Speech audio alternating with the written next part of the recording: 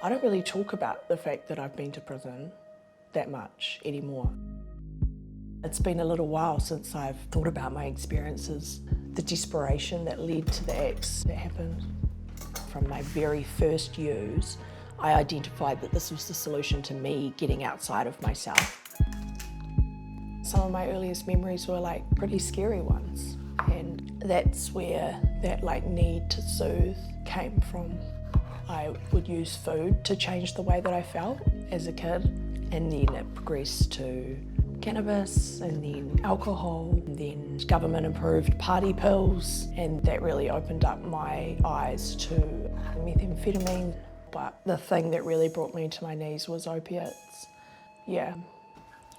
I was about 12, 13 that I started to really engage with services.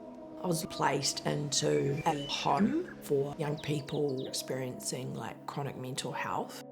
I hardly stayed. I kept going back to my mum's.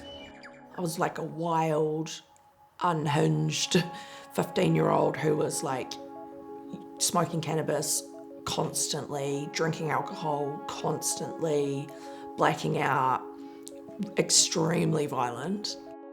I was 21 when I first started using opiates, and so that led to a lot of offending. But I was also a rubbish criminal and was arrested and taken into prison for the first time. When I got out, I was trying so hard to get help, wanting to go into rehab, but they were kind of oh, well, in order to be admitted, we need you to stay clean for a couple of weeks. I was if I knew how to stop using for a couple of weeks, I'm not sure I would need to come to treatment. So I asked to meet with a psychologist, and I said, I'm not leaving here until you support me to get into treatment. And the kind of look on their face like I was asking for $1 million, you know? So I've shared with you about my story, about how I tried so desperately to get help, and but I couldn't access any help. Yeah. So if a young person wanted to access help right now in a supported environment, that doesn't exist. We don't have the services, the facilities, the systems. It's heartbreaking, right? Absolutely. There were a lot of barriers for me in trying to seek treatment. Drug-induced psychosis is one of those things that you need to treat the psychosis, but the drugs bring it on. So when I was experiencing psychosis, they won't admit me because addiction's saying, oh no, this is mental health. Over here, mental health saying, no, this is the drugs. They're not talking to each other. Yeah. You know, I woke up that morning and I'd made a decision that I just want to go back to prison. I'm going to be away from the drugs, and this is going to keep me safe from myself. And so I walked into a dairy, I had a knife, and I jumped the counter, and I grabbed some cigarettes and a little bit of money. And I ran and I sat in a park and just cried. And then I walked back around the corner where the police were, and I said, look, here I am. The judge who sentenced me was crying because it was on paper how hard I'd been trying for 6 months leading up to that to get some help. I always had a motivation, even through all of my using. I always wanted to be a youth worker.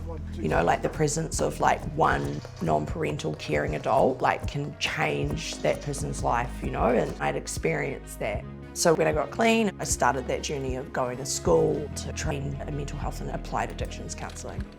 Just stuff going on, lots of stress from everything. What do you do for yourself when you get like that? Reach out, you know how to use your voice to Sometimes I do, with certain people. It's tough, eh? I've realised that supporting young people to feel empowered and then giving them financial independence, that's healthcare, and that's really mana enhancing. You know, there's things that you just can't train people, right? You know, in terms of working with rangatahi and serving young people. Yeah. And I think I saw that in you from the beginning. When I think about the future, I think really specifically about young people coming back in to serve in the exact same service that they were previously like using.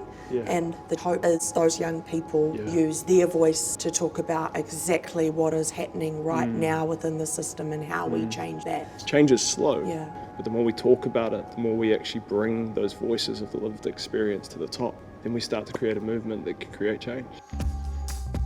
So many people that I've met in this community tell me that fighting saved my life, that they were getting into heaps of trouble and then they started boxing or kickboxing or doing Muay Thai. You know, it's super hard to go to training if you are like hungover or using drugs. For a lot of people, this is the thing that they use to stop them from picking up. Okay, well, this is our chosen family. When we like post shit on Instagram, it's like family, #family, chosen family. Yeah. I'm about to move into my new role as a qualified drug and alcohol clinician practitioner, helping young people to find personal recovery. Also with this new role comes a new boundary, and it's nice to maybe leave a little bit of that behind. My qualification is not my trauma anymore.